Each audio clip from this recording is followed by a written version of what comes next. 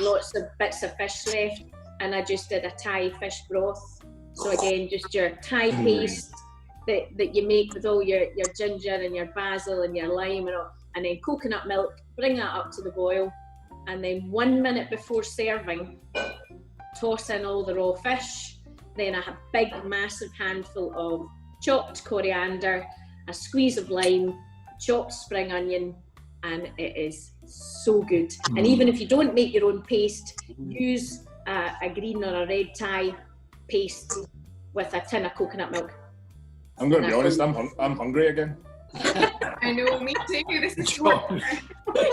You're going to eat all your fish tonight, John, I think. I think so, one sitting. John, I was going to say, I don't think I'm going to manage my dinner after this. We're going out for dinner tonight, so...